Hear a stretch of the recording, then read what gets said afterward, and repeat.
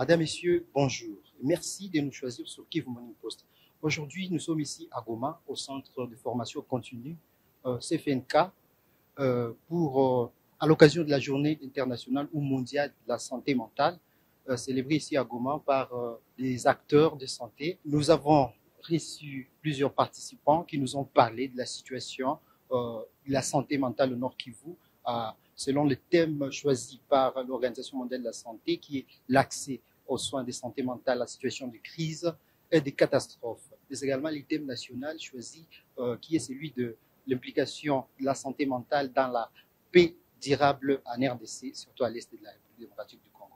Donc, soyez avec nous, suivez les interventions des uns et des autres, des acteurs qui agissent au profit de la santé mentale des populations du Nord Kivu. Je réponds au nom de Sylvie Takasonia Rose Pierrette.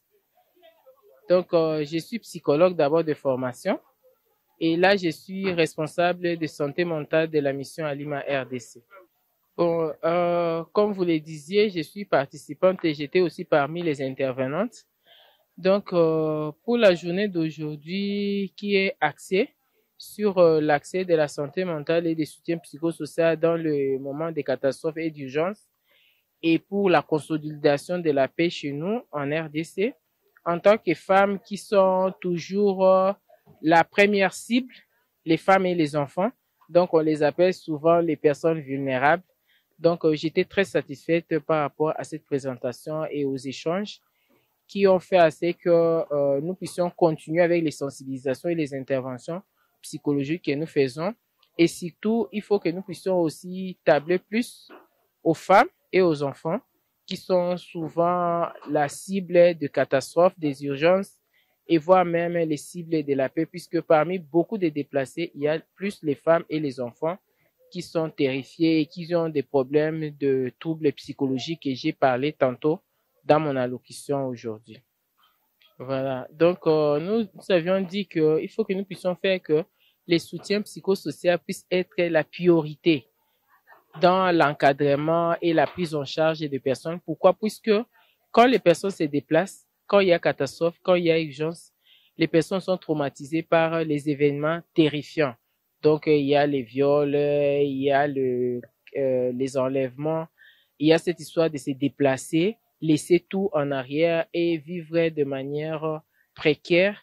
Les gens vivent une pauvreté extrême. Et cette pauvreté-là fait à ce que les gens puissent être perturbés psychologiquement. Donc, chez moi, si on prend bien en charge psychologiquement les femmes et les enfants et les autres personnes de troisième âge qui sont plus affectées par ça, ça fera à ce que ça puisse vraiment nous avancer près de la paix durable et que nous cherchons. Puisque nous avions dit dans la locution que si nous prenons en charge la personne humaine, ça fera à ce que la communauté aussi puisse être prise en charge et qu'elle puisse être influée par la prise en charge de l'individu. Donc, moi, je pense qu'avec ça, nous aurons la paix durable et nous allons avoir la cohésion et la réconciliation des populations qui sont dans les pays en guerre ou bien les pays où il y a des perturbations et des catastrophes comme notre pays, la RDC. Comme je le disais tantôt, l'accès à la prise en charge psychosociale, on dit c'est psychologique et social. C'est-à-dire c'est une prise en charge qui prend le mental de la personne et sa communauté. Donc, si cette prise en charge est vraiment intégrée, surtout dans nos structures, dans nos communautés, ça fera à ce que ça puisse ramener la paix. Puisque quand on fait la prise en charge psychosociale, on voit avec la personne comment il va faire le lâcher prise, c'est ce que je disais. Donc, laisser passer ce qui nous fait mal et vivre avec ce qui nous fait du bien. Ça fera à ce que nous puissions avoir la paix. Donc, chacun va commencer à sensibiliser les autres à œuvrer dans la paix et à prôner plus la paix et évoluer, aller en avant et laisser ce qui nous a fait mal en arrière. Ça fera à ce que ça puisse diminuer même la charge émotionnelle et ça garantit vraiment la paix durable. Comme vous le disiez, je suis responsable de la santé mentale pour la mission Alima RDC. Donc, pour le Nord Kivu, nous sommes à Beni, nous sommes à Rutshuru, Mweso. Donc, à Beni, là-bas, nous intervenons dans 4 zones de santé. Donc, nous sommes à Mutwanga, Oicha, Lubero, Musienene. Et à Rutshuru, nous sommes dans 3 zones de santé. Nous sommes dans la zone de santé de Rutshuru, Rwanguba et Kibirizi. Et à Mweso, nous sommes dans la zone de santé de Birambizo et de Mweso. Donc là-bas, nous sommes en train d'accompagner les centres de santé qui sont en difficulté. Comme je le disais, nous intervenons dans les structures où il y a vraiment précarité, là où les populations sont vraiment précaires. Ils n'ont pas de soins appropriés. Donc, nous apportons là-bas les soins de santé physique et les soins de santé mentale. Et nous faisons aussi quelques recherches aussi là-bas. Donc, nous appuyons à 100% ces structures-là et on accompagne les ministères. Donc, dans la santé mentale, nous avons les psychologues superviseurs qui sont là-bas, qui accompagnent les APS qui sont dans les structures. Et là où il n'y a pas des APS, ils forment quand même un peu les prestataires qui sont là, qui font office aussi de santé mentale. Donc, je peux dire qu'aujourd'hui, dans la province du Nord Kivu, en tout cas, à Lima, c'est un partenaire de taille, en santé mentale surtout. Oui, on m'appelle Bamba Mandé. Je suis au programme national de santé mentale à la division provinciale de la santé. Ah, justement, merci beaucoup pour la question posée. C'est en rapport avec le souhait de l'OMS. C'est l'OMS qui a instauré la célébration de la Journée mondiale de santé mentale pour avoir une occasion de parler sur la santé mentale à la population qui a peu d'informations sur la question. Alors, ils ont choisi des thèmes en rapport avec les contextes du monde. Au niveau mondial, on a choisi un thème en rapport avec les catastrophes, avec le guerre, avec les situations qui prévaut ça et là. Vous les voyez en Ukraine, à Gaza et partout ailleurs. C'est des guerres, c'est des inondations, c'est des incendies. Alors, ils savent que ces situations sont des situations de catastrophes naturelles et des urgences. Les gens devraient avoir accès aux soins de santé mentale. Voilà pourquoi ils ont choisi ce thème, pour que nous ayons l'occasion de parler en profondeur avec la communauté tout entière sur la question de la santé mentale.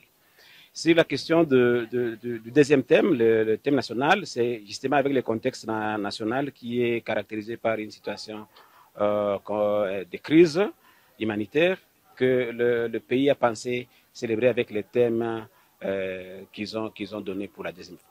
Il y en a beaucoup. Il y en a tellement beaucoup que des fois nous sommes débordés par les urgences. Nous venions d'une période où il y avait tant de camps de déplacés autour de Goma, où il y avait beaucoup de situations de déplacement des populations dans toute la province, et ils ont beaucoup de problèmes psychosociaux qui nécessitent des interventions des uns et des autres. Nous, à notre niveau, au niveau provincial, nous coordonnons pour que ceux qui interviennent sur le terrain, ceux qui sont dans les zones de santé, ceux qui sont appuyés par les organisations internationales et nationales qui sont dans les activités de santé mentale, soient aux côtés de ces populations-là pour les aider tant soit peu à quitter les problèmes de santé mentale qu'ils ont à tout moment. Ouais, il y avait un temps où la population était vraiment ignorante par rapport à la question, mais avec les efforts des uns et des autres, en passant par notre coordination santé mentale en province, la population commence à avoir des informations par rapport à la question de la santé mentale. Et petit à petit, on voit les gens qui viennent chercher de l'aide parce qu'ils savent déjà qu'il y a des services qui sont offerts par nos structures de santé qui sont éparpillées ça et là. Justement, les soins sont là. Mais le mal, c'est que toute la communauté n'est pas informée qu'il y a des soins. Mais une partie pour les zones qui sont dans des activités avec les partenaires, ils ont déjà l'information que le service est là et ils côtoient les services. Mais pour d'autres zones qui ne sont pas encore couvertes par les interventions des uns et des autres des partenaires qui sont en santé mentale, c'est encore un problème. Mais nous faisons un effort avec les médias comme c'est le cas maintenant ici, de lancer des informations pour que les gens sachent qu'il y a des services qui s'occupent de gens avec des problèmes psychosociaux et de santé mentale.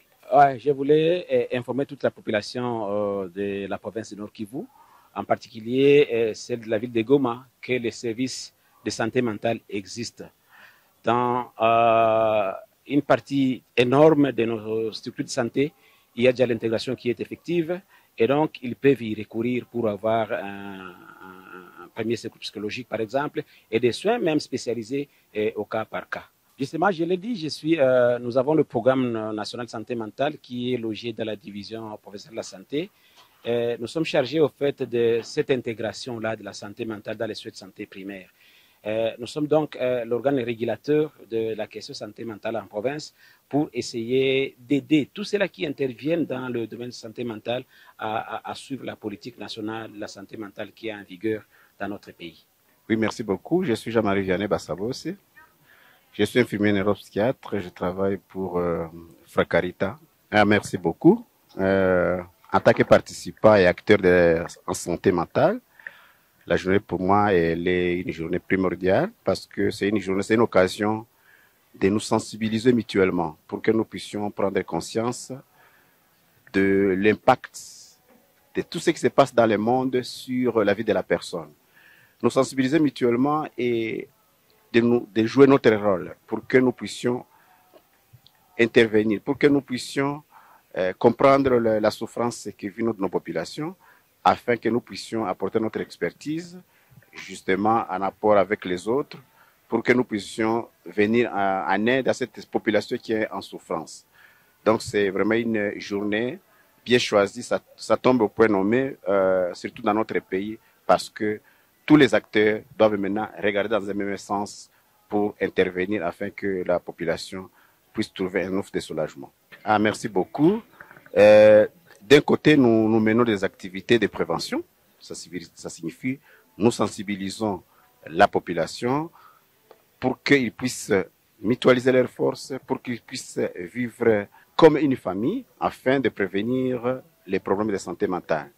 Mais en outre, nous sensibilisons aussi la population de la prise en charge. Quelqu'un qui est tombé déjà malade, pour qu'il puisse être pris en charge. Et tous les intervenants, toutes les organisations qui étaient ici, agissent d'une manière ou d'une autre. Il y a ceux qui agissent sur le plan psychosocial, mais les autres aussi agissent sur le plan psychosocial et santé mentale. Ça signifie prendre en charge aussi ceux-là qui sont tombés malades. Vous avez constaté que nous avons eu beaucoup de communiqués de beaucoup d'organisations qui ont organisé par exemple des consultations gratuites. Je parle par exemple du cas du centre hospitalier neuropsychiatrique. Durant la semaine, a organisé les consultations gratuites, mais aussi hier, ils avaient une séance de traumatisation en masse pour des gens qui ont été consultés. Tu vois, ce sont des actions comme ça. Et nous demandons aussi que la population doit attendre et mettre en pratique tout ce que nous leur disons. C'est par exemple renforcer tout ce qui les unit. Par exemple, les organisations qui les unissent, par exemple, pour promouvoir leur économie. Les AVEC, les Likelimba et tout ce qui unit les gens. Mais aussi avoir l'habitude de ces exercices-là de relaxation pour se détraumatiser, pour chasser les énergies négatives afin qu'ils puissent quand même trouver un ouf de soulagement parce qu'il n'est pas aussi facile de vivre dans les contextes dans lesquels nous vivons sans être stressés. Alors c'est vraiment ce que nous apportons à la population. Merci beaucoup. Les questions de santé mentale sont criantes actuellement, comme vous venez de le dire, mais il y a des obstacles, il y a des problèmes liés aux bénéficiaires, il y a aussi des obstacles liés à nos prestataires. Du côté des bénéficiaires, vous voyez, avec la destruction du tissu économique, ils ont un problème d'accès aux soins. Mais aussi, ils ont un problème d'accéder aux besoins de première nécessité. Ça devient un problème, un problème qui est vraiment permanent et qui ne permet pas à ce que la population puisse être résiliente par rapport à ces questions.